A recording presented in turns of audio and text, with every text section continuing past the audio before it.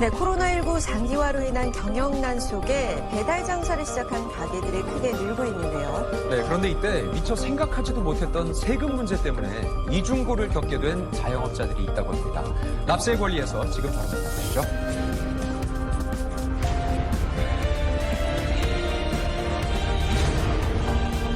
이 땅에 태어나 국민이 되는 순간부터 이 땅을 떠나는 순간까지도 우리가 납부해야 하는 것, 바로 세금입니다. 그래서 오늘은 자영업자들이 알아야 할 세금에 대한 얘기를 해볼까 합니다. 일반적으로 종합소득세 그리고 부가가치세를 납부하고 있거든요. 최근 들어 이 두 가지 세금으로 생각지도 못한 고민에 빠진 사연자 한도현 씨는요. 8년째 피자 가게를 운영 중입니다. 포장 영업이 전문이었던 가게는 이제 생존을 위해 배달 장사까지 뛰어들게 됐는데요. 매출이 좀 떨어지다 보니까 저희도 이제 배달을 그걸 해야 되나 말아야 되나 많이 망설이다가 11월달부터 본격적으로 배달을 시작을 하게 됐어요. 10배가량 주문이 늘었는데 그중 약 40%는 모두 배달 주문건이었다고 합니다. 한 달여간 약 800건 이상 배달 주문이 들어온 건데요.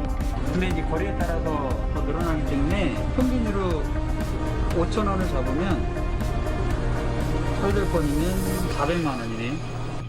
한 달여간 약 400만 원의 배달 수수료가 잡힐 만큼 매출은 늘고 가게도 볕들 날이 오는 듯 했습니다. 그런데 소비자들은 다 카드 결제를 하는데 우리는 다 현금으로 그 배달 업체한테 넘겨주거든요. 이 부분에 대해서 아무런 자료를 못 받으면 다 우리 소득으로 잡히기 때문에 생각지 못하고 있던 사람들한테는 아마 상당한 세금 부담이 되지 않을까라고. 자, 그러니까 소비자가 피자 가게에 피자를 주문합니다. 그러면 배달 업체에서 배달료 3,500원을 받고 배달해 주기로 하는데요. 소비자에게 배달될 피자는 원래는 금액이 10,000원입니다. 그런데 이 10,000원이었던 피자가 배달료가 붙으면서 13,500원이 된 겁니다.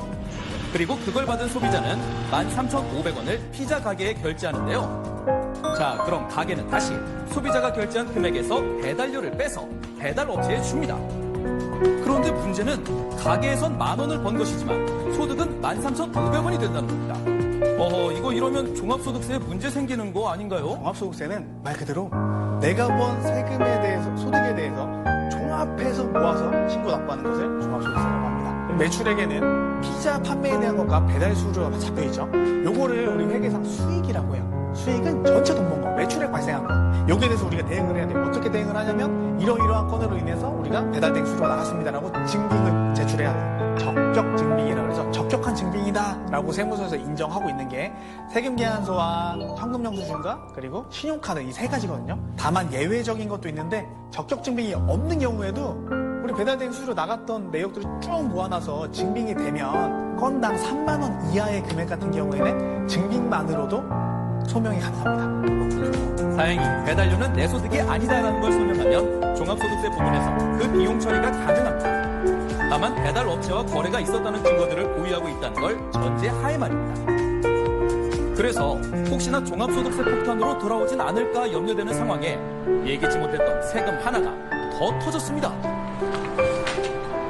하반기 이 부가세 신고를 해야 되는데 계산을 해보니까 한 350만 원 정도의 그 배달의 통행 매출이 있었어요. 10%니까 한 거의 한 32, 3만 원 정도의 부가세를 이번 달에 더 내야 되는 상황이 된 거죠.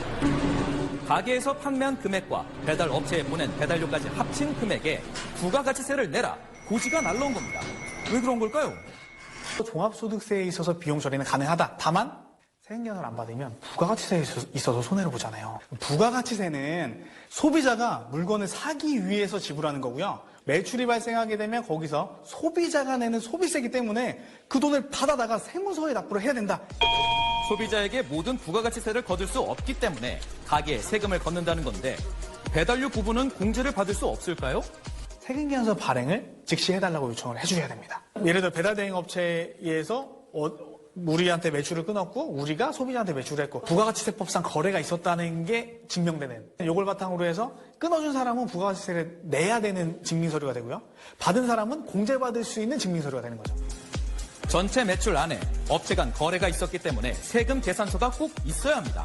그런데 네, 전화 받았습니다. 배달 기사한테 세금 계산서를 끊어달라 그러면 저희한테 또 다시 그거에 대한 10%를 요구해서 300원을 요구해서 300원을 주면서 세금이 잡히니까 저희가 소득이 되게 되면 저희가 그거에 대한 세금을 굉장히 많이 맞으니까 울며 겨자 먹기로 낸 경우죠. 이런 경우는요.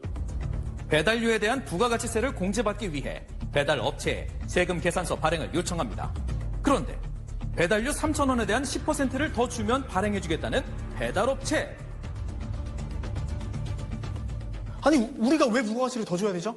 이미 들어간 돈에는 부가가치세가 포함이 되어 있는데요. 3,000원에 대해서 추가로 10%를 요구하는 것은 부가가치세를 이중으로 걷어가는 거거든요. 근데 안 끊어주는 거는 탈세고요. 배달대행 업체에서 이러하게 부정으로 수익이 발생을 하게 되면 나중에 세무조사나 이런 게 나왔을 때 결국은 남는 거 하나도 없이 파산할 수밖에 없게 돼요.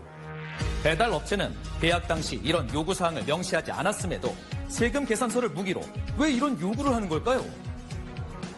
저희가 사장님들 세금계산서 발행해주면 저희가 매출이 잡히는 거잖아요. 근데 이제 기사님들이 오래 일하시는 분들이 많이는 없으니까 몇 달 일하시다 관두고 이렇게 하시는데 소득신고 제대로 하시는 분이 없으세요. 소득신고를 안 하시게 되면 저희는 매입 자료가 부족해지니까 아무래도 순수익이 많아져서 종합소득세 때 저희는 폭탄을 맞을 수밖에 없죠.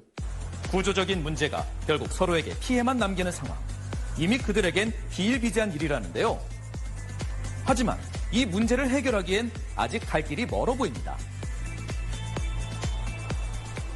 세법으로 해결할 수 있는 방법이 솔직히 좀 쉽진 않고요. 그럼 할 수 있는 유일한 방법은 탈세로 신고하는 거예요. 세무서에다가. 폐업한 곳에 대해서도 세무조사 나올 수가 있어요. 특히 지금과 같은 거래 상대방에 대한 조사는 폐업을 언제 했어도 나올 수가 있습니다.